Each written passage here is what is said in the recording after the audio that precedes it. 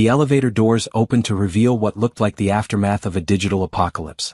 Jasmine Thompson stepped into the 32nd floor of Technova Industries, holding a bag of Thai food, and immediately knew something was very wrong. The normally pristine lobby buzzed with frantic energy. Employees ran past her clutching laptops, their faces pale with panic. Phone calls overlapped in a symphony of chaos, voices rising and falling in desperate tones. "The entire infrastructure is down," someone shouted into a phone. $7 million of investor funding is on the line. Jasmine paused, her delivery bag forgotten as she watched the scene unfold. She had delivered food to this building dozens of times over the past year, always greeted by the calm efficiency of a successful tech company. Today felt different. Today felt like watching an empire crumble in real time. A man in an expensive suit rushed past her, his tie askew and his usually perfect hair disheveled. She recognized him from the business magazines that sometimes featured Technova Industries. Ryan Mitchell, the young billionaire CEO who had built this company from nothing. Right now, he looked like someone watching everything he had worked for slip through his fingers. "Sir, the investors are arriving in 20 minutes, a stressed assistant called after him. "What do we tell them?" Ryan stopped dead in his tracks, running his hands through his hair. "I don't know, Emma. I honestly don't know." Jasmine watched him, and something inside her chest tightened. She had seen that look before, the exact moment when someone realizes that all their careful planning, all their hard work might not be enough. She had worn that same expression a year ago when her own tech career had imploded, when whistleblowing about corruption had marked her as unemployable in the industry she loved. The Thai food order was for the executive floor, but as Jasmine made her way toward the reception desk, she caught fragments of increasingly desperate conversations. The company's flagship AI system, which was supposed to revolutionize data analysis for Fortune 500 companies, had crashed completely. Not just a minor glitch or temporary outage, a complete system failure that had wiped out months of work and threatened to derail the biggest investment presentation in the company's history. "Has anyone reached Tyler?" Ryan called out to his team. "Where is our CTO when we need him most?" "He's on his way back from the conference in Seattle," Emma replied, checking her phone frantically. "But his flight doesn't land for another 3 hours." Ryan's shoulders sagged. 3 hours might as well have been 3 years. The investors were coming now, expecting to see a demonstration of technology that no longer existed in working form. Jasmine approached the reception desk, where a young woman was juggling 3 phone calls while typing furiously on her computer. When she finally noticed Jasmine, she looked like she might cry.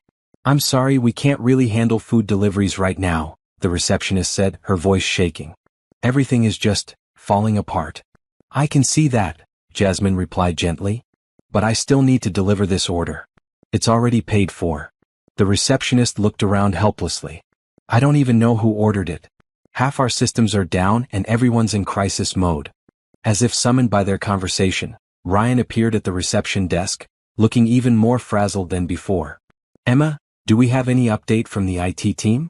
They're saying it might take 8 to 12 hours to even identify the problem, let alone fix it," Emma replied, and Ryan's face went completely white. Jasmine watched this exchange, and despite every instinct telling her to stay out of it, she found herself stepping forward. "Excuse me," she said quietly. "I couldn't help overhearing. You're dealing with a system crash." Ryan looked at her with the kind of expression reserved for people who were barely holding on to their sanity. "Yes, and unless you happen to be a miracle worker who can resurrect dead code, I don't think a food delivery can help us right now." There was something in his tone, not rudeness exactly, but the brittle edge of someone who had reached the absolute limit of what they could handle. Jasmine recognized it because she had been there herself. She also recognized something else in his eyes, something that made her next words come out before she could stop them. "Actually," she said, setting down the food bag, "I might be able to help with that." Ryan stared at her for a long moment, taking in her delivery uniform and the insulated bag at her feet. "I'm sorry, what?" "I said I might be able to help," Jasmine repeated, more firmly this time. "I have some experience with system architecture and debugging." The lobby had gone quiet around them, conversations pausing as people noticed the exchange. Jasmine could feel dozens of eyes on her, and she almost backed down. Almost. But then she looked at Ryan's face again, saw the desperate hope fighting against disbelief, and she held her ground. "You're a food delivery driver," Ryan said slowly, not unkindly, but with the tone of someone trying to understand a puzzle.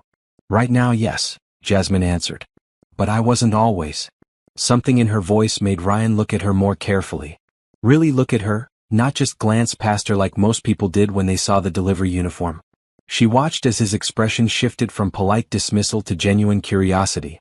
"Emma," he said without taking his eyes off Jasmine, "cancel the rest of my morning. Clear out conference room A." "Sir, the investors dash," Emma began. "We'll have to wait," Ryan finished.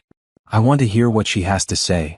As they walked toward the conference room, Jasmine felt the weight of everyone's stares. She knew what they were thinking. What could a delivery driver possibly know about fixing a $7 million technology disaster? The same thing she had thought about herself every day for the past year, every time she put on this uniform instead of the business clothes she used to wear to her engineering job. But as they entered the conference room and Ryan closed the door behind them, shutting out the chaos of the lobby, Jasmine felt something she hadn't experienced in months. She felt like herself again. Not the person who had been broken down and cast out, but the person who had once been brilliant enough to spot corruption that million-dollar audits had missed. "So," Ryan said, sitting down across from her at the polished conference table, "tell me who you really are." And for the first time in a year, Jasmine prepared to do exactly that. Ryan studied Jasmine's face as she sat across from him in the conference room. Through the glass walls, he could see his employees running around like ants in a disturbed hill, but something about this woman's calm presence made him feel like maybe, just maybe, there was hope. "My name is Jasmine Thompson," she began, her voice steady despite the chaos surrounding them. "Until 13 months ago, I was a junior back-end engineer at Dataflow Solutions." Ryan's eyebrows shot up. Dataflow Solutions was one of the biggest data management companies on the West Coast. Was? Jasmine's expression tightened slightly. "I was fired for reporting security vulnerabilities and data mishandling to federal regulators. The company claimed I was making false accusations to damage their reputation." "Were you?" "No." The word came out firm and clear. "I found evidence that they were selling user data to third parties without consent and covering up security breaches. When I reported it internally and nothing happened, I went to the authorities." Ryan leaned back in his chair. He remembered the Dataflow scandal that had broken about 8 months ago, massive fines, congressional hearings, executive resignations. "That was you." "That was me," Jasmine confirmed. "But by the time the truth came out, I had already been blacklisted. No tech company would touch me. Too much of a risk to hire someone who might report problems to regulators." "So you became a delivery driver." Jasmine shrugged, but Ryan caught the flash of pain in her eyes. "Bills don't stop coming just because your career imploded. I've been doing this for almost a year now, trying to figure out my next move." Through the conference room windows, Ryan could see his IT director, Steve, arguing with someone on the phone while gesturing wildly at his laptop screen. Every minute they spent talking was another minute closer to the investor's arrival, another minute closer to losing everything he had built. "What kind of experience do you have with system crashes?" he asked. "More than I'd like," Jasmine replied with a wry smile. "At Dataflow, I specialized in security architecture and system diagnostics. I found vulnerabilities that their entire cybersecurity team missed. I also freelance for smaller companies, helping them debug everything from payment processing failures to database corruptions." Ryan felt a spark of hope, quickly tempered by reality. "Jasmine, I appreciate the offer, but our system is incredibly complex.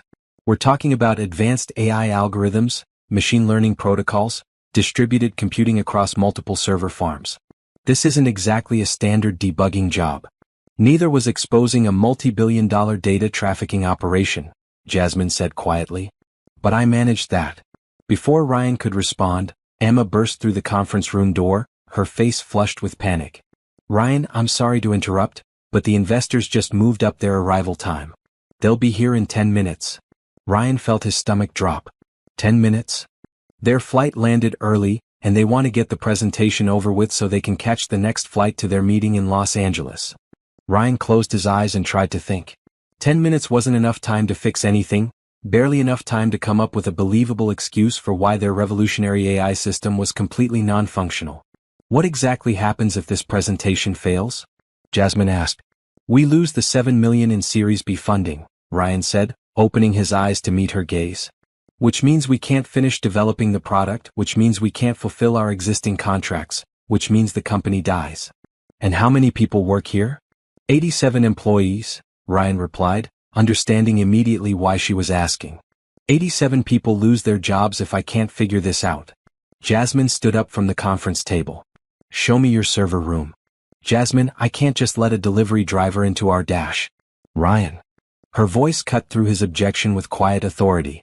Right now, I'm the only person in this building who isn't panicking, who has the skills you need, and who has nothing left to lose. Your choice is to trust me or watch everything collapse in the next few minutes. Ryan looked at her, really looked at her. Despite the delivery uniform, despite the impossible situation, there was something in her eyes that reminded him of himself when he had first started this company. Confidence built on competence, not arrogance. The look of someone who had stared down bigger problems and won. Emma, he said, making a decision that felt either brilliant or completely insane, escort Miss Thompson to the server room. Give her whatever access she needs. Sir, are you sure? No, Ryan admitted. I'm not sure about anything right now. But I'm sure that what we're doing isn't working. As they hurried toward the elevators, Jasmine asked, what exactly was the system doing when it crashed? We were running a demonstration for our pre-investors yesterday, Ryan explained, punching the button for the basement level. Everything worked perfectly. This morning, Steve tried to boot up the system for final preparations and nothing. Complete failure across all nodes. Any recent changes to the code base? Tyler, our CTO, pushed an update 3 days ago, but it was just optimization code. Nothing that should have caused a system-wide failure. The elevator doors opened to reveal Technova's server room, rows upon rows of humming machines, their LED indicators creating a galaxy of blinking lights. Normally, Ryan found the sight reassuring, proof of everything he had built. Today, many of those lights were red, angry warnings of systems in distress. Jasmine walked into the room like she owned it, her eyes scanning the setup with professional assessment. This is beautiful, she murmured, running her fingers along one of the server racks. Whoever designed this architecture knew what they were doing. That was Tyler, Ryan said, feeling a mixture of pride and worry. He's brilliant with infrastructure design. Jasmine nodded, but something in her expression shifted. She moved to one of the main terminal stations and began typing rapidly, her fingers flying across the keyboard with the kind of muscle memory that only came from years of experience. Interesting, she said after a few minutes of scrolling through screens full of code and error logs. What's interesting? This crash, Jasmine said, turning to face him. It's not random. Someone knew exactly which systems to target and how to make it look like a spontaneous failure.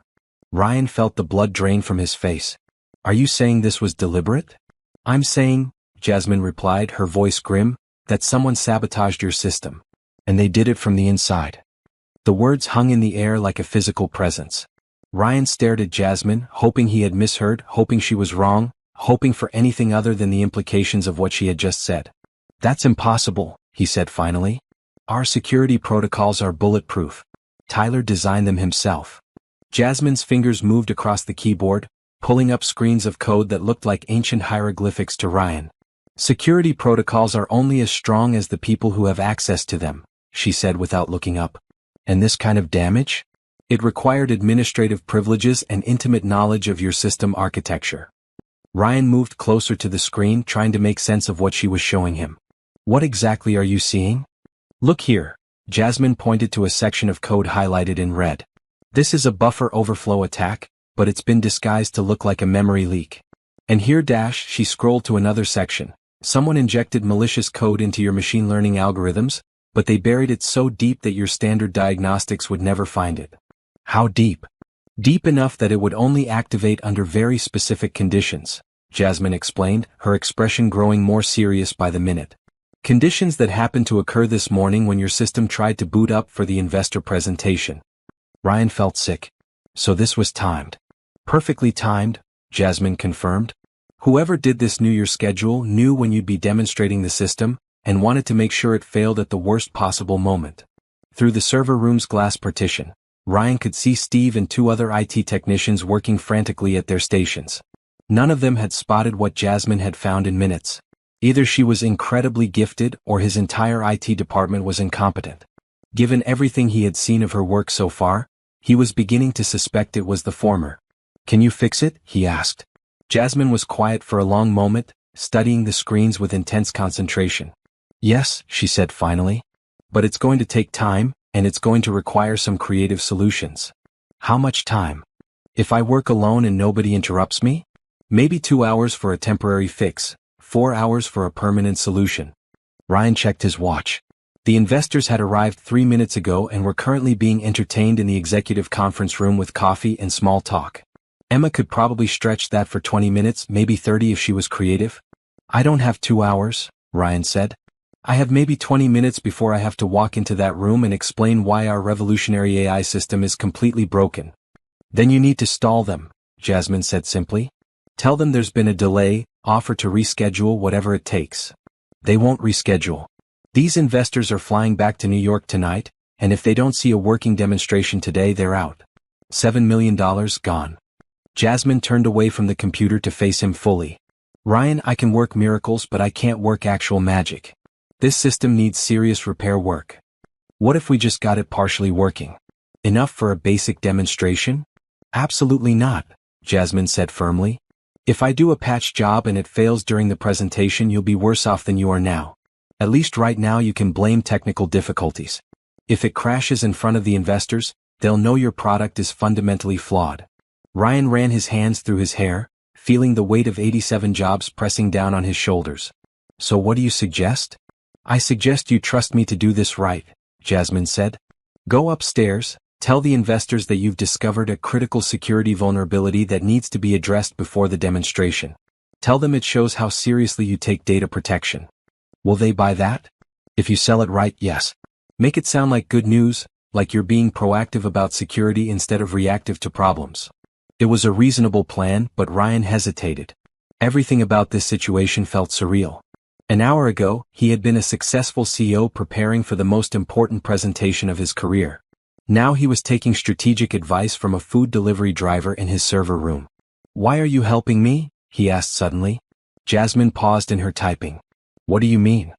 You don't know me. You don't owe me anything. You could have just delivered the food and walked away from all this chaos. Jasmine was quiet for a moment, her eyes focused on the blinking lights of the servers around them. When I was at Dataflow, there were people who could have helped me when I reported the security issues. People who could have backed me up, supported my findings, made it harder for the company to silence me. But they didn't. They didn't, Jasmine confirmed. They were too scared of losing their jobs, too worried about rocking the boat. So I got thrown under the bus alone. And you don't want that to happen to someone else. I don't want to be someone who walks away when they could have helped, Jasmine said simply. Even if helping means sticking my neck out again. Ryan felt something shift in his chest, a recognition of shared experience. He had started Technova because he believed technology could solve real problems, make people's lives better. But building a company meant making compromises, meant sometimes choosing the safe path over the right path. Looking at Jasmine now, he remembered what it felt like to care more about doing the right thing than protecting yourself. Okay, he said. I'll go stall the investors. How long do you need? Give me 3 hours for a solid fix. Less if I can identify who did this and understand their exact methods. 3 hours. Ryan nodded. I can probably manage that. As he headed toward the server room door, Jasmine called after him. Ryan. He turned back. When you find out who sabotaged your system, she said, her voice carrying a note of warning, be careful who you confront with that information. If they were willing to destroy your company once, they won't hesitate to do it again. Ryan felt a chill run down his spine. In his focus on saving the investor presentation, he had almost forgotten the bigger picture. Someone he trusted, someone with administrative access to his systems, had deliberately tried to destroy everything he had built. As he walked back toward the elevator, Ryan realized that fixing the technical problem might be the easy part. Figuring out who had betrayed him and why was going to be much more complicated. Ryan stepped out of the elevator onto the executive floor and immediately spotted the cluster of expensive suits gathered around the coffee station. The investors, 4 middle-aged men and 1 woman, all carrying the confident air of people who made million-dollar decisions before breakfast. Emma was doing her best to keep them entertained, but Ryan could see the polite smiles starting to wear thin. Gentlemen, Ms. Rodriguez, Ryan said, approaching the group with more confidence than he felt. Thank you for accommodating the early arrival. Ryan, said James Peterson, the lead investor from Meridian Capital. We're eager to see this revolutionary AI system you've been promising. Our schedule is quite tight today. Of course, Ryan replied smoothly. Actually, that's what I wanted to discuss with you. This morning, our security team identified a potential vulnerability in our system architecture. The investors exchanged glances. A vulnerability? Asked Sarah Rodriguez from Phoenix Ventures. Nothing that affects the core functionality, Ryan assured them quickly. But as you know, data security is paramount in today's market. We'd rather delay the demonstration by a few hours than risk showing you a system that hasn't been fully secured. How long are we talking about? Peterson asked, checking his expensive watch. 3 hours maximum, Ryan said. Our team is implementing additional security protocols as we speak. The investors huddled together for a whispered conversation while Ryan tried to look calm and professional instead of like someone whose entire company was hanging by a thread. After what felt like an eternity, Peterson turned back to him. We can give you until 2 p.m., he said. We have a dinner meeting in Los Angeles tonight that we can't miss. 2 p.m. will be perfect, Ryan said, calculating frantically. That gave Jasmine exactly 3 hours and 15 minutes. As the investors settled into the lounge area to wait, Ryan excused himself and headed back toward the elevators. He needed to check on the IT team, make sure they weren't interfering with Jasmine's work, and figure out how to handle the growing suspicion that someone in his inner circle had betrayed him. The elevator ride to the IT department felt endless. When the doors finally opened, Ryan found Steve hunched over his computer, surrounded by empty coffee cups and crumpled papers. Any progress? Ryan asked. Steve looked up with bloodshot eyes. I've been through every diagnostic protocol we have. The system architecture is sound, the hardware is functioning perfectly, but something is blocking the AI algorithms from initializing properly. What about the rest of the team?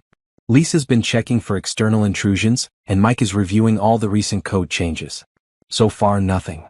Ryan felt a stab of guilt. His team was working themselves into exhaustion trying to solve a problem that Jasmine had already diagnosed. But he couldn't tell them about her findings without explaining how a delivery driver had gained access to their server room and immediately spotted sabotage that they had missed. I want everyone to take a break, Ryan said. Go get some lunch, clear your heads. We'll regroup in an hour. Ryan, we can't stop now. That's an order, Steve. 1 hour break, then we tackle this fresh. Steve looked like he wanted to argue, but something in Ryan's tone convinced him to comply. As the IT team gathered their things and headed out for lunch, Ryan made his way back to the server room. He found Jasmine exactly where he had left her, but now she had multiple screens open and was typing with the focused intensity of someone deep in the zone. She had somehow found a spare chair and had made herself comfortable at one of the workstations. How's it going? Ryan asked quietly. Better than expected, Jasmine replied without looking up. I've isolated the malicious code and I'm working on removing it without corrupting the core algorithms. The good news is that your system is fundamentally sound. This is all surface-level sabotage. Surface level? Designed to cause maximum disruption with minimum actual damage, Jasmine explained. Whoever did this wanted to destroy your presentation, not permanently cripple your company. Ryan frowned. Why would someone want to sabotage the presentation specifically? That's what I've been thinking about, Jasmine said, finally turning to look at him. Who benefits if this investor deal falls through? Our competitors, I suppose. But none of them have access to our systems. What about internal benefits? Anyone who might profit from the company's valuation staying low. Ryan felt cold realization wash over him. Someone who wanted to buy out the company at a discount. Or someone who had a separate deal lined up that would be threatened by new investment money, Jasmine added. Before Ryan could respond, his phone buzzed with a text message. Tyler, his CTO and business partner, checking in from Seattle. How's the prep going for the big presentation? Can't wait to get back and see the investors' faces when they see what we've built. Ryan stared at the message, reading it twice. Something about the timing felt wrong. Tyler knew the presentation was today, knew how important it was, yet he had scheduled a conference trip that would keep him away during the most critical moment in the company's history. Jasmine, Ryan said slowly, you mentioned that this sabotage required administrative access. Yes. Someone with root privileges across your entire system. How many people have that level of access? Jasmine pulled up a security screen. According to your user logs, only 3 people. You, your CTO Tyler, and your head of IT. Steve would never dash. Steve couldn't, Jasmine interrupted. I've been watching the access logs. The malicious code was inserted 3 days ago at 11:47 p.m. Steve was logged into the customer support system at that time, handling a client emergency. I can see his activity logs. Ryan felt his world tilt. Tyler was in the office late that night. He said he was optimizing the system for the presentation. Ryan, Jasmine said gently, is there any reason Tyler might want this presentation to fail? Ryan sank into a nearby chair, his mind racing through memories and conversations. Tyler had been his college roommate, his co-founder, his best friend. But lately there had been tensions. Disagreements about the company's direction, arguments about taking on investors versus staying independent. He's been pushing for us to accept a buyout offer from Data Corp instead of taking investor money, Ryan said slowly. He thinks bringing in outside investors will dilute our control over the company. How much is Data Corp offering? $50 million for the entire company. But that would mean laying off most of our staff and essentially dissolving Technova into their existing operations. Jasmine nodded grimly. And if your investor presentation fails, if you can't secure the $7 million in development funding, we'd be forced to consider the buyout, Ryan finished. It would be our only option to avoid bankruptcy. The server room fell quiet except for the steady hum of the machines around them. Ryan felt like he was standing at the edge of a cliff, looking down at the wreckage of everything he thought he knew about his business partner and closest friend. I need proof, he said finally. I can't accuse Tyler based on suspicions and timing. I'm working on that, Jasmine replied, turning back to her screens. If Tyler did this, he left digital fingerprints. I just need to know where to look. As Jasmine dove back into her work, Ryan stepped outside the server room to clear his head. Through the building's windows, he could see the city spread out below, full of people going about their normal lives, unaware that the fate of 87 jobs was being decided in a basement server room by a delivery driver turned digital detective. His phone buzzed again. Another message from Tyler. Everything on track? No last-minute surprises, I hope. Ryan stared at the message for a long time before typing back. Everything's under control. See you when you get back. But as he hit send, Ryan realized that nothing was under control anymore. The only question was whether Jasmine could fix his system before he had to decide what to do about his best friend's betrayal. 2 hours into Jasmine's work, the server room had become her command center. She had 3 workstations running simultaneously, each screen displaying different aspects of the Technova system architecture. Empty coffee cups and energy bar wrappers littered the desk around her. Ryan had quietly ensured she had everything she needed without interrupting her flow. Got you, Jasmine muttered, leaning back in her chair with satisfaction. Ryan looked up from where he had been pacing near the door, checking his phone obsessively for updates from the increasingly restless investors. Got what? Proof, Jasmine said, swiveling her chair to face him. Tyler didn't just sabotage your system. He's been preparing for this for weeks. She gestured to one of her screens, which showed a complex network diagram with dozens of red markers. Look at this. He's been systematically creating backdoors in your security protocols, installing monitoring software to track your communications with investors, and setting up automated scripts to crash specific system components.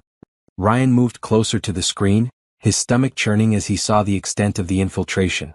How did he hide all this from our security scans? He buried it in legitimate system updates, Jasmine explained. Every time he pushed optimization code or security patches, he included a few lines of malicious code disguised as standard functions. Individually, none of these pieces would trigger alerts. But together they're a time bomb, Ryan finished. Exactly. And look at this, Jasmine switched to another screen. He's been accessing your email communications with investors, your financial planning documents, even your personal calendar. He knew exactly when to trigger the crash for maximum impact. Ryan felt a mixture of betrayal and admiration for Tyler's technical skills. His best friend had turned into his worst enemy with surgical precision. Can you prove he did it? I can prove someone with his login credentials did it, Jasmine said carefully. The digital forensics are clear. These changes were made using Tyler's administrative account, from his usual workstation, during times when only he had building access. But you can't prove it was actually him at the keyboard. Not definitively, no. But Ryan, who else would have his passwords, his building access, and the technical knowledge to pull this off? Ryan's phone buzzed with another text from Tyler. Hope everything's going smoothly. Data Corp called again about their offer. Maybe we should discuss it seriously when I get back. He's not even trying to be subtle, Ryan said, showing Jasmine the message. Sociopaths rarely are once they think they've won, Jasmine replied grimly. The question is, what are you going to do about it? Before Ryan could answer, his phone rang. Emma's voice was tight with stress when he picked up. Ryan, the investors are getting antsy. Mr. Peterson is talking about catching an earlier flight back to New York. How much longer do you need? Ryan checked his watch. It was 1:15 p.m. The presentation was supposed to start in 45 minutes. Give me 15 more minutes, he told Emma. Tell them we're doing final security verification and then we'll be ready. 15 minutes, Ryan repeated to Jasmine after hanging up. Can you have it working by then? I can have it working in 5 minutes, Jasmine said, her fingers flying across the keyboard. I've isolated all the malicious code and written patches for every vulnerability Tyler created. But Ryan, there's something else you need to know. What? Tyler didn't just sabotage your current system. He's been stealing your proprietary algorithms and selling them to Data Corp. I found encrypted communication logs hidden in his development folders. Ryan felt the blood drain from his face. Our algorithms are what make this company valuable. If Data Corp already has them, then their buyout offer isn't about acquiring your technology, Jasmine finished. It's about eliminating competition. They already have your intellectual property, they just want to make sure you can't use it. The implications hit Ryan like a physical blow. Not only had Tyler betrayed him, but he had essentially gift-wrapped their entire company and handed it to their biggest competitor. The $7 million in investor funding wasn't just about growth anymore, it was about survival. There, Jasmine said, hitting a final key combination. Systems back online. The server room filled with a symphony of pleasant beeps and chirps as dozens of systems came back to life. Lights that had been red for hours turned green, error messages disappeared from screens, and the gentle hum of the servers shifted to a more confident purr. That's it? Ryan asked. It's fixed. It's more than fixed, Jasmine said with a small smile. I didn't just remove Tyler's sabotage. I improved your security architecture and optimized your algorithm processing speed by about 15%. Ryan stared at the screens in amazement. How did you do that? Tyler's sabotage actually showed me some inefficiencies in your original code structure. When I cleaned it up, I found opportunities for optimization that your original developers missed. Including Tyler. Especially Tyler, Jasmine said.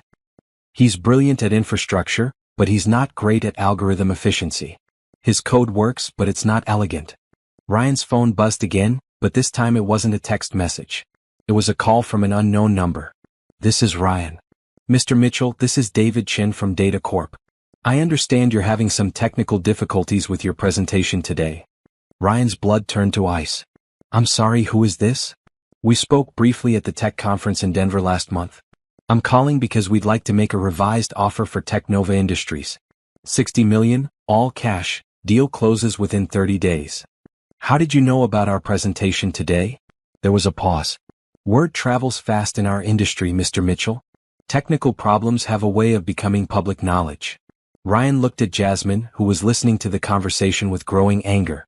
She gestured for him to put the call on speaker. What makes you think we're interested in selling? Ryan asked. Let's be realistic, Chin continued. Your current investor deal is clearly in jeopardy. Our offer provides financial security for your employees and fair compensation for your shareholders. It's a win-win situation. And what about our development team? Our ongoing projects? We'd retain key personnel, of course. Some redundancies would be inevitable, but that's the nature of corporate integration. Ryan felt sick. Chin was talking about his employees like they were interchangeable parts, his life's work like it was just another asset to be absorbed and discarded. I'll need to discuss this with my board, Ryan said carefully. Of course. But don't wait too long. Our offer expires at the end of business today. The line went dead. Ryan stared at his phone, then at Jasmine. They're putting pressure on you before you can recover from Tyler's sabotage, Jasmine said. This whole thing is coordinated. Which means Tyler isn't just selling them our algorithms, Ryan realized. He's been giving them intelligence about our business operations, our financial situation, everything. Ryan, Jasmine said gently, you need to get upstairs and give that presentation. Show those investors that your technology works and that Technova is worth investing in. What about Tyler? What about the proof of his sabotage? We'll deal with Tyler when he gets back from Seattle, Jasmine said firmly. Right now, the best revenge is success. Go show them what your company can really do. Ryan looked around the server room at the screens full of healthy green lights, at the woman who had single-handedly saved his company from destruction. Jasmine, I don't know how to thank you. Thank me by giving the presentation of your life, she replied. And Ryan? When you introduce your technology to those investors, remember that Tyler isn't the only brilliant engineer in this building. As Ryan headed toward the elevator, his mind was already shifting into presentation mode. But part of him remained focused on the woman in the server room, the delivery driver who had turned out to be exactly the kind of person he wanted to build his company with. The elevator doors closed, and Ryan realized that in the next 45 minutes, he would either save Technova Industries or watch it die. But thanks to Jasmine, at least now he had a fighting chance. The presentation went flawlessly. Ryan stood in the main conference room, watching the investors' faces light up as Technova's AI system performed analysis tasks that should have taken hours in mere minutes. The optimizations Jasmine had made during the repair process had pushed the system's performance beyond anything Ryan had originally promised. Impressive, Sarah Rodriguez murmured as the AI correctly predicted market trends based on seemingly unrelated data points. The processing speed is remarkable. And the security architecture? Asked Peterson. State of the art, Ryan replied, thinking of Jasmine's improvements. We've implemented multi-layered protection protocols that exceed industry standards. By the time the demonstration ended, the investors were buzzing with excitement. The funding deal that had seemed dead that morning was not only revived but expanded. The investors wanted to commit $8.5 million instead of the original $7 million. We'll have contracts drawn up within 48 hours, Peterson said as they gathered their materials. Outstanding work, Ryan. This technology is going to revolutionize the industry. As the investors filed out, Ryan felt a mixture of triumph and exhaustion. He had saved the company, secured the funding, and proven that Technova was worth investing in. But the victory felt hollow knowing that Tyler had tried to destroy everything they had built together. Emma approached him as he was gathering his own materials. Tyler's flight just landed, she said. He should be here within the hour. Ryan nodded grimly. When he arrives, ask him to meet me in my office. Don't mention anything about the presentation or the investors. Of course. How do you want to handle the announcement about the funding? Hold off for now, Ryan said. I need to deal with some internal matters first. Ryan made his way back to the server room, where he found Jasmine cleaning up her workspace.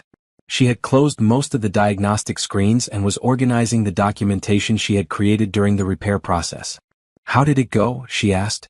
$8.5 million, Ryan said, unable to keep the smile from his face. They loved the performance improvements you made. That's wonderful, Jasmine said, and Ryan could see genuine happiness in her expression. Your employees' jobs are secure. Thanks to you. Ryan sat down in the chair beside her workstation. Jasmine, I want to offer you a position here. Head of Cybersecurity, reporting directly to me. Jasmine was quiet for a moment, her fingers drumming against the desk. Ryan, that's incredibly generous, but I'm not sure I'm ready to jump back into the corporate world. You just saved my company. You spotted sabotage that my entire IT team missed. You optimized code that Tyler himself had written. How much more ready could you be? It's not about technical readiness, Jasmine said softly. It's about trust. The last time I tried to do the right thing in a corporate environment, it destroyed my career and my reputation. Before Ryan could respond, his phone buzzed with a text from Emma. Tyler's here. He's asking about the investors and why there are coffee cups in conference room A. He's here, Ryan said, showing Jasmine the message. What are you going to do? Ryan thought about it. Every instinct told him to confront Tyler immediately, to demand explanations and apologies. But Jasmine had taught him something about strategic thinking in the past few hours. I'm going to give him a chance to confess, Ryan said finally. Show him the evidence you found and see if he admits to what he's done. And if he doesn't? Then I'll decide whether to fire him or have him arrested. Jasmine nodded slowly.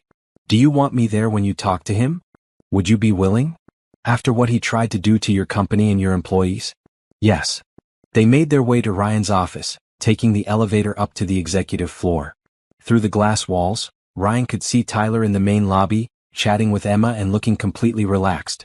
No guilt, no nervousness, no sign that he had spent the morning trying to destroy his best friend's life work.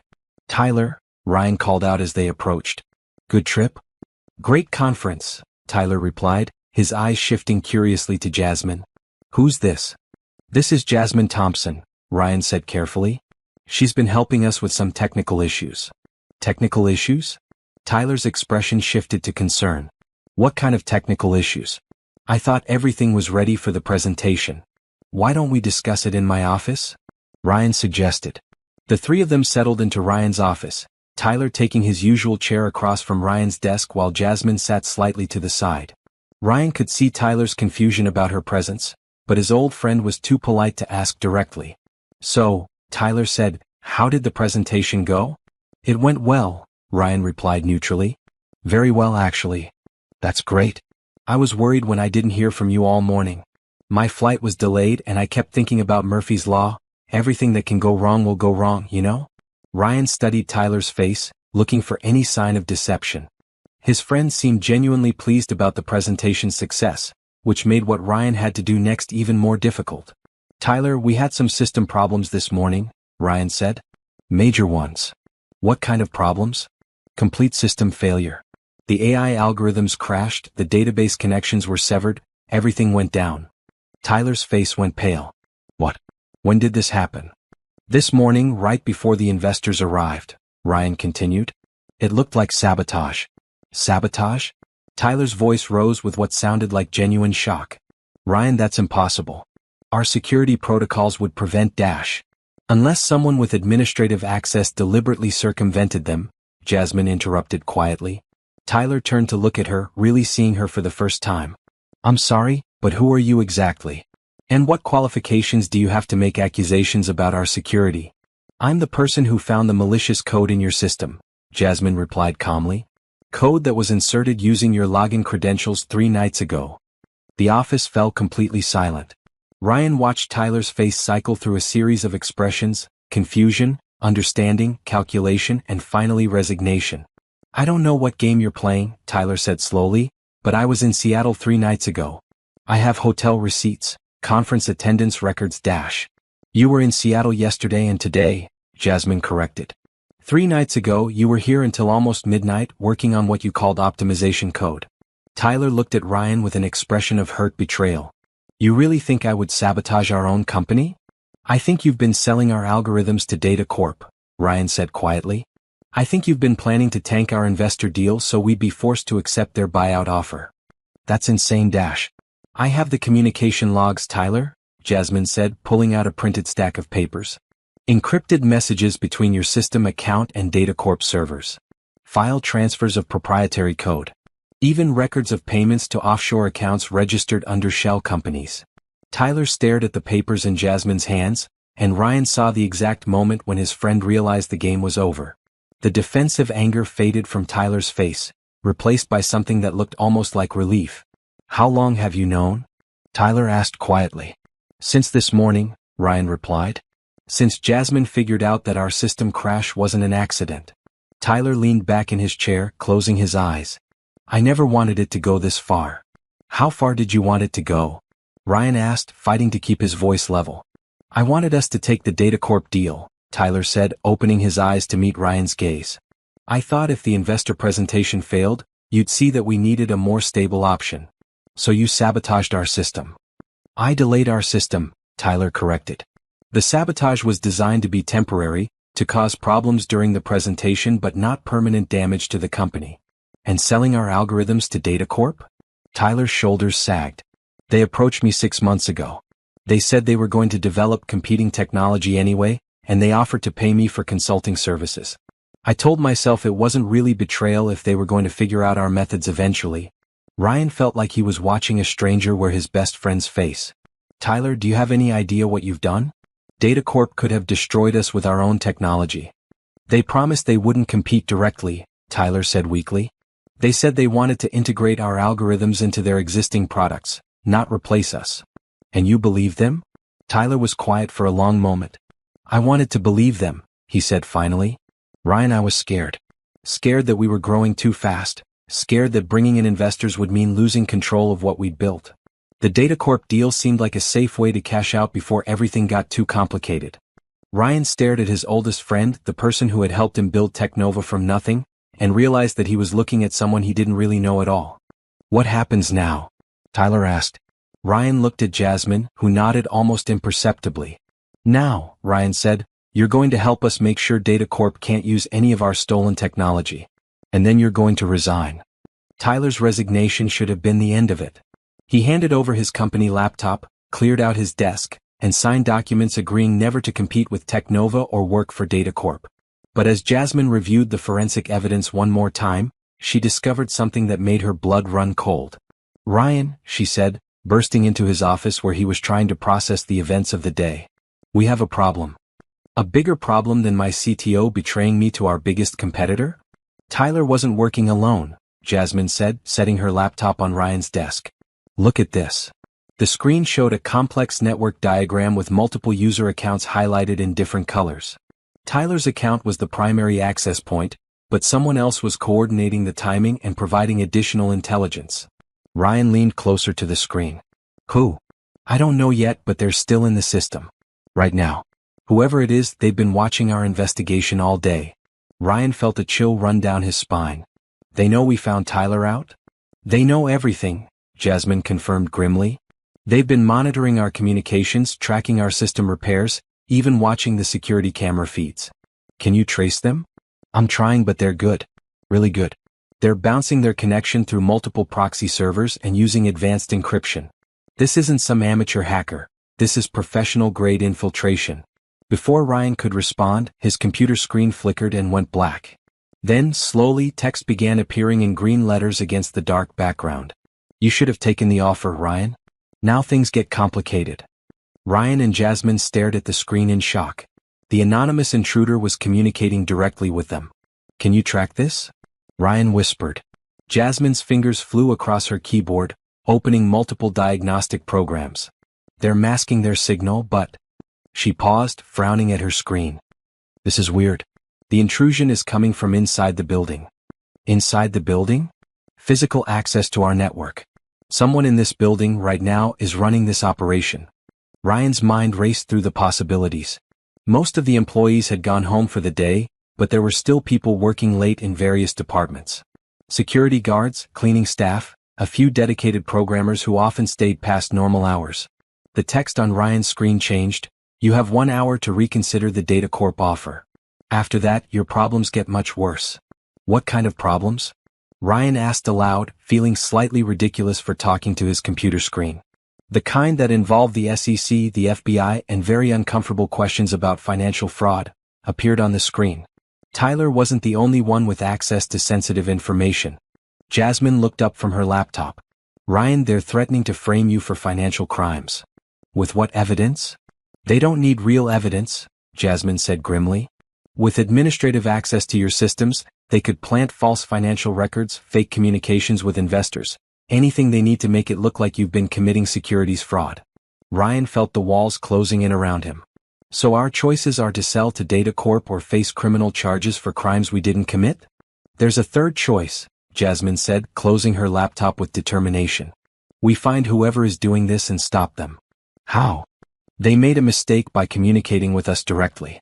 The connection may be encrypted and routed through proxies, but they're still physically accessing our network from somewhere in this building. Jasmine stood up and headed for the door. I'm going to check every workstation, every network access point, every place someone could plug into our system. Jasmine, wait, Ryan called after her.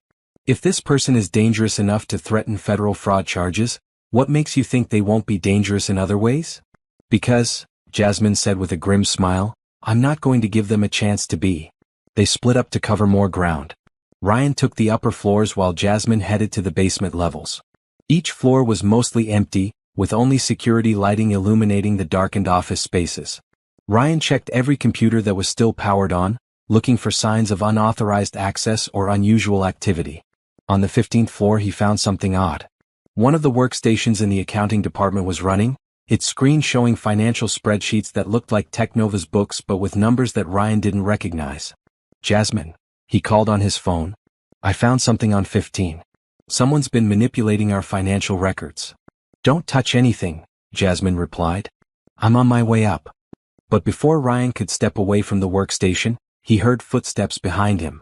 He turned to see Steve, his head of IT, emerging from the stairwell. Steve, Ryan said, confused. What are you doing here so late? Steve looked nervous, his eyes darting between Ryan and the computer screen. I came back to run some more diagnostics on the system. After the crash this morning, I wanted to make sure everything was really stable. With financial records? I was checking to see if the crash affected our accounting databases, Steve said, but his explanation sounded rehearsed. Ryan's phone buzzed with a text from Jasmine. Found the source. Network access point in storage room B12. Someone's been running a sophisticated operation from the basement. Ryan looked at Steve, pieces of the puzzle suddenly clicking into place. Steve, how long have you been working with Data Corp? Steve's face went completely white. I don't know what you're talking about. You're the inside person, Ryan said, understanding flooding through him. Tyler was the technical sabotage, but you've been the intelligence gathering. You've been preparing to frame me for financial fraud if the sabotage plan didn't work. Ryan, you need to listen to me, Steve said, his voice taking on a desperate edge. Data Corp isn't the villain here. They're offering to save Technova from bankruptcy. By stealing our technology and destroying our reputation? By providing stability. Steve's composure was cracking. You think those investors are going to stick around when things get tough? Data Corp offers guaranteed employment, guaranteed benefits, guaranteed future. For who? You. Steve pulled out his phone and started typing rapidly. I'm sending the financial documents to the SEC right now. Fake investor communications, manipulated revenue reports, evidence of securities fraud. Steve, don't do this. It's already done, Steve said, hitting send on his phone. In about 10 minutes, federal investigators are going to receive a detailed report about Technova's fraudulent business practices. Your only choice now is to take the Data Corp deal and hope they can provide legal protection. Ryan stared at his head of IT, someone he had trusted with the company's most sensitive information, and realized that the betrayal ran deeper than he had imagined. Tyler's sabotage had been motivated by fear and poor judgment. Steve's campaign was motivated by something much darker. Why? Ryan asked. I gave you a good job, fair pay, opportunities for advancement. Why would you do this? Because I'm tired of being an employee, Steve said bitterly. Tired of watching you and Tyler get rich while I do the actual work of keeping this company running. Data Corp offered me a VP position and equity in their expanded operations. So you sold us out for a promotion. I saved us from inevitable failure, Steve corrected. Technova was always going to fail eventually. I just made sure we failed in a way that benefits everyone. Ryan's phone rang. Jasmine. Ryan, get out of there now. I found Steve's setup in the basement, and he's been monitoring all our communications. He knows we're on to him. Ryan looked at Steve, who was smiling now with cold satisfaction. Too late, Ryan, Steve said. Even if you could prove I planted the evidence, the damage is done. The SEC doesn't wait for proof to start investigations. Your company is finished. But Ryan was thinking about something Jasmine had said earlier about digital forensics and evidence trails. Steve, you made one mistake. What mistake?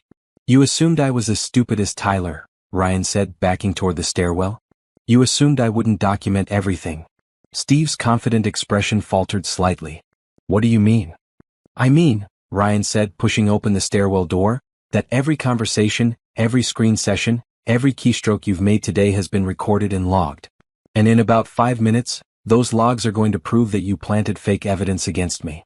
Ryan ran for the stairs, leaving Steve staring after him in growing panic. But as he reached the stairwell, Ryan heard Steve's voice behind him, shouting into his phone. Execute the backup plan. Now.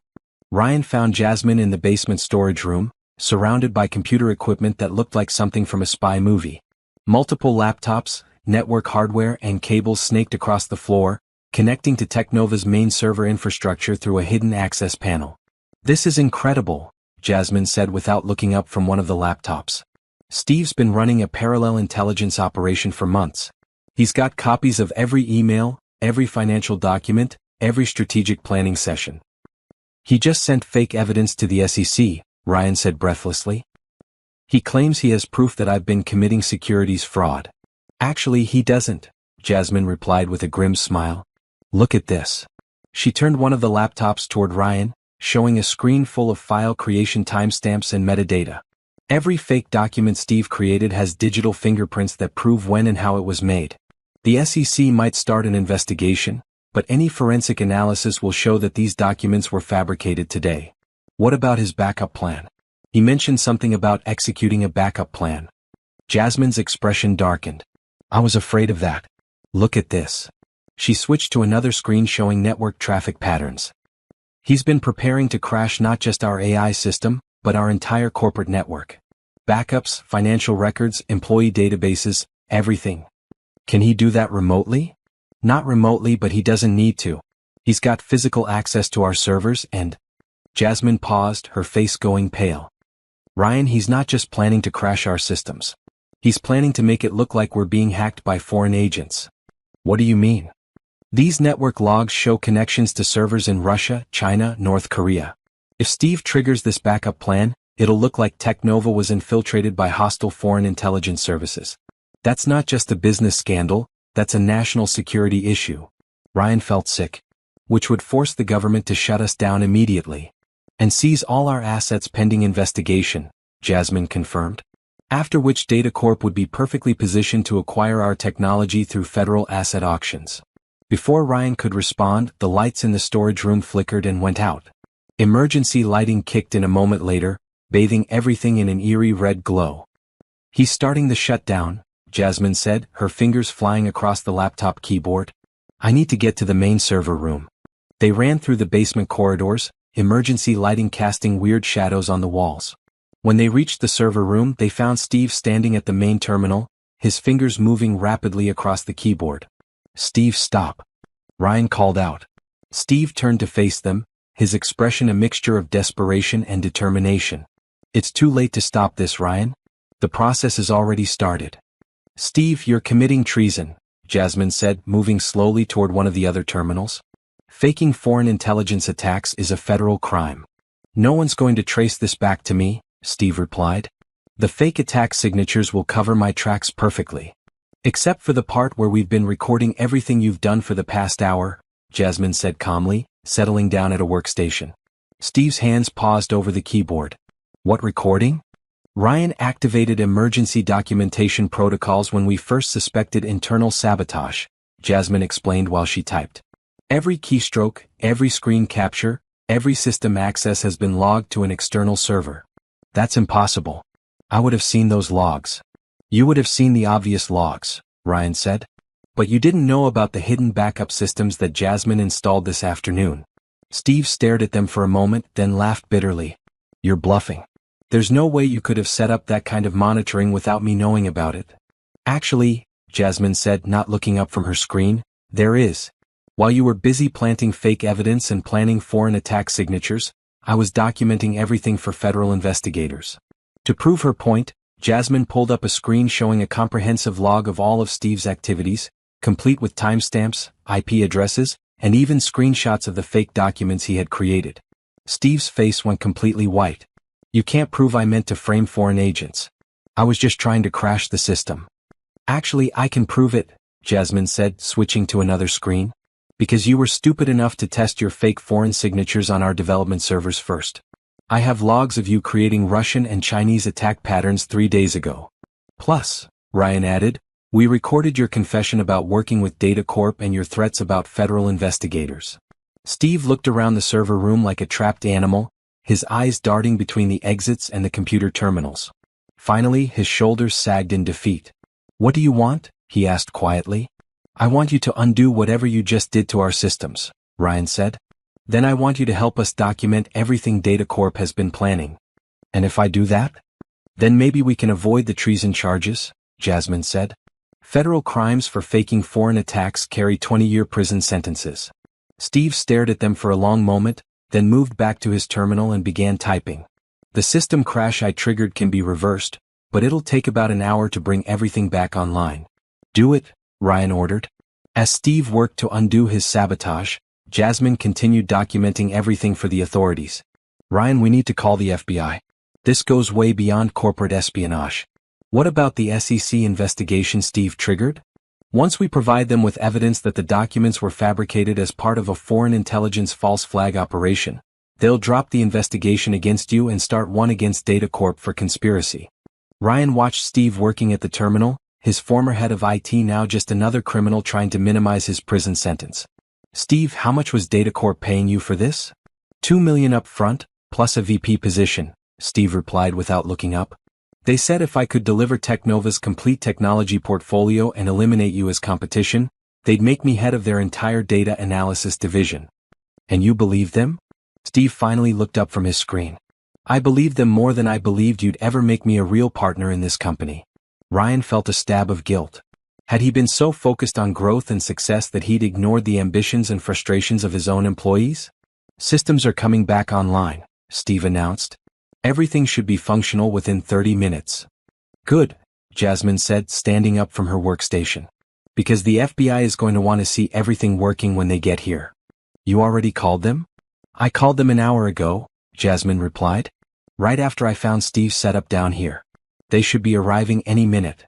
As if summoned by her words, they heard voices and footsteps in the corridor outside the server room. Official-sounding voices with the kind of authority that made everyone stand up straighter. Federal agents, Ryan muttered. This is really happening. Ryan, Jasmine said quietly, when the agents interview you, remember that you're not just a victim here. You're the CEO who discovered and stopped a sophisticated corporate espionage and false flag operation. You saved your company and potentially prevented a serious national security incident. Ryan looked at her with admiration and gratitude. We saved the company. I couldn't have done any of this without you. Actually, Jasmine said with a small smile, I think you could have. You just needed someone to remind you that doing the right thing is more important than being safe. The server room door opened, and 3 FBI agents in dark suits entered, followed by 2 people Ryan didn't recognize carrying laptops and forensic equipment. Mr. Mitchell? The lead agent asked. I'm Agent Rodriguez. We understand you've uncovered some serious criminal activity. That's correct, Ryan replied, standing up straighter. And we have everything documented. 3 weeks later, Ryan sat in his office reading the morning news coverage of the DataCorp scandal. The FBI investigation had unraveled a conspiracy involving multiple tech companies, federal contract fraud, and what prosecutors were calling the most sophisticated corporate espionage operation in Silicon Valley history. Tyler had cooperated with federal investigators in exchange for reduced charges and was serving 6 months of house arrest while helping prosecutors understand the technical aspects of the conspiracy. Steve faced serious federal charges but was also cooperating, providing evidence about DataCorp's broader pattern of corporate theft and market manipulation. DataCorp itself was facing congressional investigations, SEC violations, and potential criminal charges against 3 of their senior executives. Their stock price had crashed and they were reportedly considering bankruptcy. Mr. Mitchell? Emma's voice came through the intercom. Jasmine Thompson is here to see you. Send her in, Ryan replied, closing his laptop. Jasmine entered wearing a professional pantsuit instead of her delivery uniform, looking every inch the tech executive she had always been capable of becoming. But Ryan could see uncertainty in her expression. How are you holding up? She asked, sitting down across from his desk.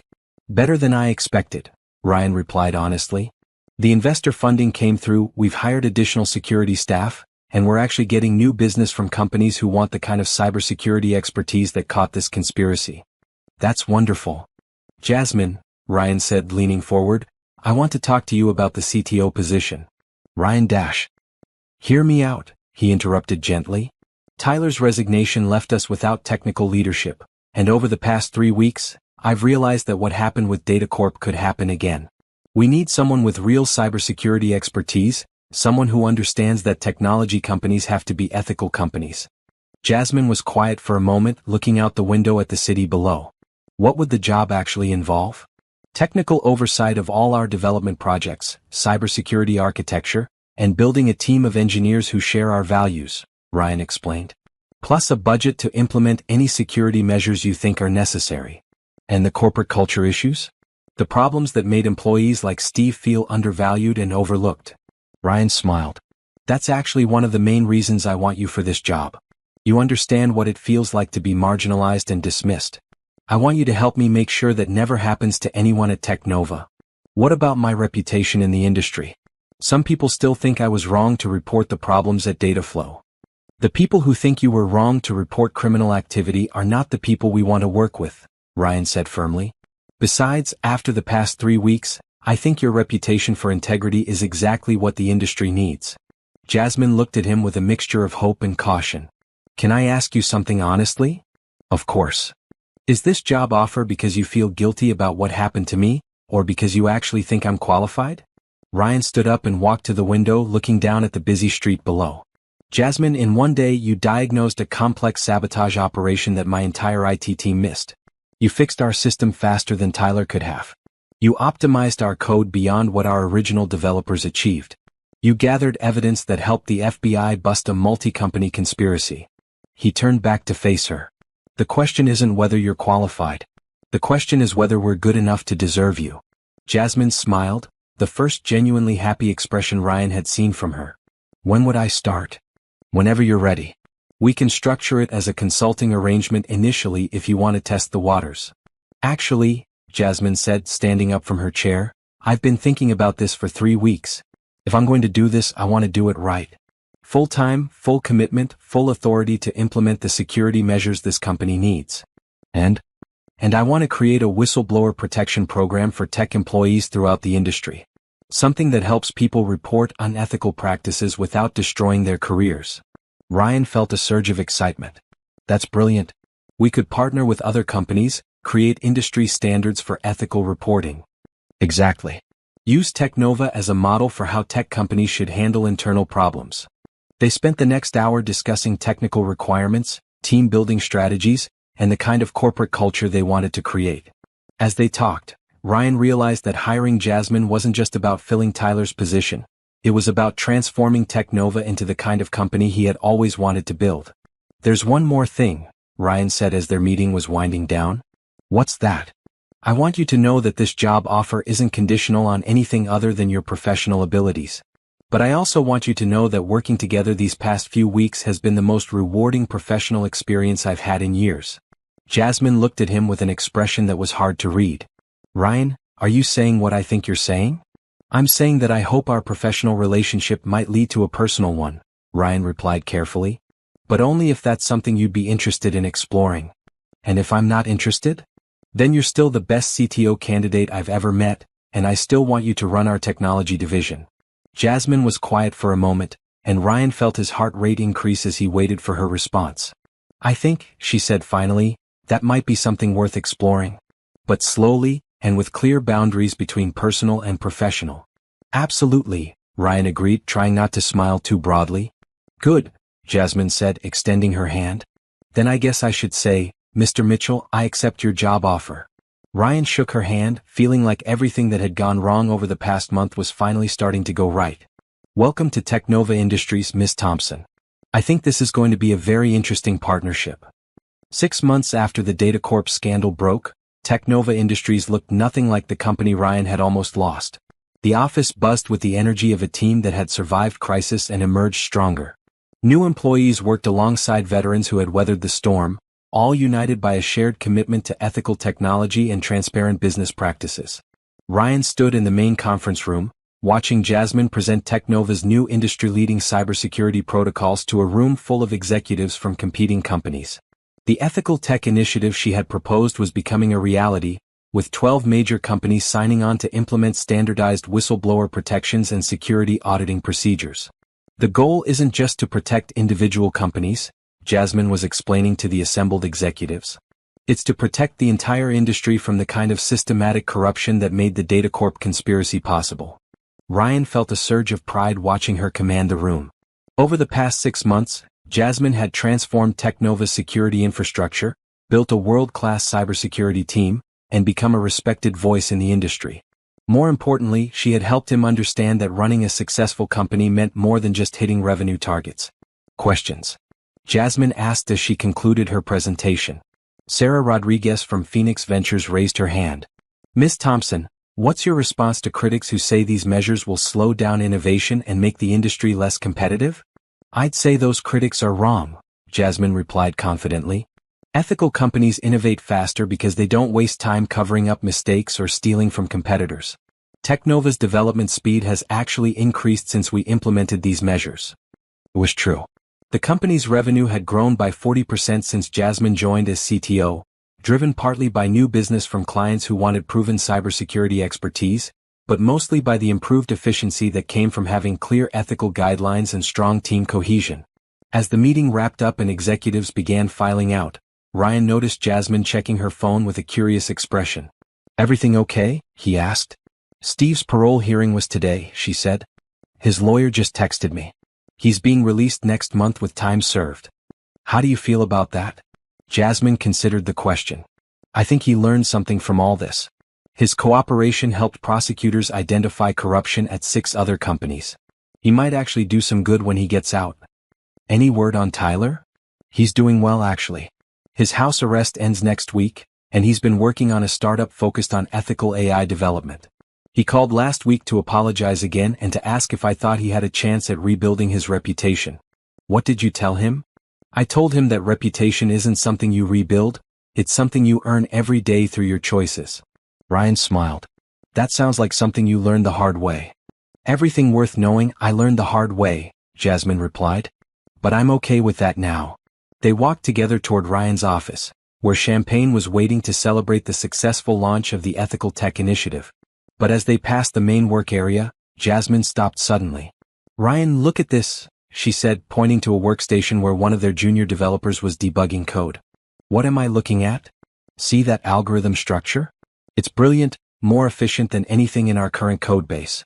Lisa figured out a way to optimize our AI processing that I hadn't even considered. Ryan watched Jasmine's excitement as she studied the code. Even after 6 months, she still got genuinely excited about elegant programming solutions. It was one of the things he found most attractive about her passion for the work itself, not just the success it might bring. We should promote her, Jasmine continued. Give her a team to work with, let her develop this approach further. Done, Ryan said immediately. Write up the proposal and I'll approve it. Just like that. Jasmine, in 6 months, you've never been wrong about technical talent. If you think Lisa deserves a promotion, she gets a promotion. They continued to Ryan's office, where the champagne and the view of the city skyline were waiting. As Ryan poured 2 glasses, he reflected on how much had changed since that chaotic morning when Jasmine had walked into his lobby carrying Thai food and ended up saving his company. Penny for your thoughts, Jasmine said, accepting her glass. I was thinking about that first day, Ryan replied. When you told me you might be able to help with our system crash. Did you know what you were getting yourself into? Not at all, Jasmine laughed. I thought I was going to spend 10 minutes looking at error logs and then deliver my food order. What changed your mind? What made you decide to stay and help? Jasmine was quiet for a moment, looking out at the city below. I saw something in your eyes that I recognized. The look of someone who had built something meaningful and was watching it fall apart through no fault of their own. And you decided you couldn't walk away from that. I decided I didn't want to be someone who could walk away from that, Jasmine corrected. I had spent a year delivering food and feeling sorry for myself. Helping you meant remembering who I really was. Ryan moved closer to the window where she was standing. Over the past 6 months, their professional relationship had slowly evolved into something deeper. They had been careful, setting boundaries and making sure their personal feelings didn't interfere with their work responsibilities. But somewhere along the way, those boundaries had become less important than the connection they shared. Jasmine, Ryan said, setting down his champagne glass, I have something I want to ask you. If it's about the quarterly security review, I already have it scheduled for next week. It's not about work, Ryan said, smiling at her automatic assumption that everything was business-related. It's about us. Jasmine turned to face him, her expression shifting from professional to personal. What about us? We've been doing this careful dance for 6 months now, keeping our personal and professional lives separate. And it's worked well, we've built an amazing company together. But I don't want to spend the rest of my life wondering what might have happened if I'd been brave enough to tell you how I really feel. Jasmine set down her own glass, her eyes searching his face. And how do you really feel? I feel like I want to build a life with you, not just a company, Ryan said honestly. I feel like the best part of every day is working alongside you, solving problems together, creating something meaningful. Ryan. I know it's complicated, he continued. I know mixing business and personal relationships is risky. But I also know that the most important things in life usually are risky. Jasmine was quiet for a long moment, and Ryan felt his heart pounding as he waited for her response. You know what I realized about 6 weeks ago? She said finally. What? I realized that I had stopped thinking about Technova as your company. I started thinking about it as our company. Our team, our vision, our future. And how do you feel about that? Terrified, Jasmine admitted with a smile. But also excited. I spent so long being afraid to trust people, afraid to invest in anything that could be taken away from me. And now I think maybe the scariest thing would be not investing in something because I was afraid of losing it. Ryan reached for her hands, feeling the same mixture of excitement and terror that had driven him to start Technova in the first place. So what do you think? Want to take another risk together? I think, Jasmine said, stepping closer to him, that taking risks with you has worked out pretty well so far. As Ryan leaned down to kiss her, he caught a glimpse of the city spread out below them through the office windows. Millions of people going about their lives, building companies, falling in love, taking chances on uncertain futures. 6 months ago, he had been just another startup CEO trying to survive long enough to make his mark on the world. Now, as Jasmine kissed him back with warmth and promise, Ryan realized he had found something better than success. He had found a partner who shared his values, challenged his assumptions, and made him want to build something that would last. When they finally broke apart, Jasmine smiled at him with the same confident expression she wore when solving complex technical problems. "So," she said, "what's our next project?" Ryan laughed, pulling her closer. "I think our next project is figuring out how to build a life together that's as amazing as the company we've created." "That's a pretty ambitious goal," Jasmine replied. "Good thing we're both pretty good at solving complicated problems." Outside the windows, the sun was setting over the city, painting the sky in shades of orange and pink. And inside Technova Industries, two people who had found each other in the midst of crisis were getting ready to build something even better than either of them could have imagined alone. The code was complete, but the program was just beginning. Thank you for taking this journey with Ryan and Jasmine. Their story shows us that sometimes the most unexpected encounters can change everything. A simple food delivery that becomes a life-changing partnership, a moment of crisis that reveals hidden strengths, and the power of choosing integrity over safety. I'd love to hear your thoughts on their story. Here are some questions I'm curious about. What moment in the story resonated most with you? Was it Jasmine's courage in helping despite her past trauma, Ryan's decision to trust a stranger, or their slow build toward partnership? Do you think Jasmine made the right choice in leaving her delivery job to return to tech? What would you have done in her situation? How did you feel about Tyler's betrayal? Do you think people deserve second chances after making serious mistakes? What did you think about the way Ryan and Jasmine handled mixing their professional and personal relationships? If you were building a tech company, what values would be most important to you? Please share your thoughts in the comments below. I read every single one and love hearing how these stories connect with your own experiences.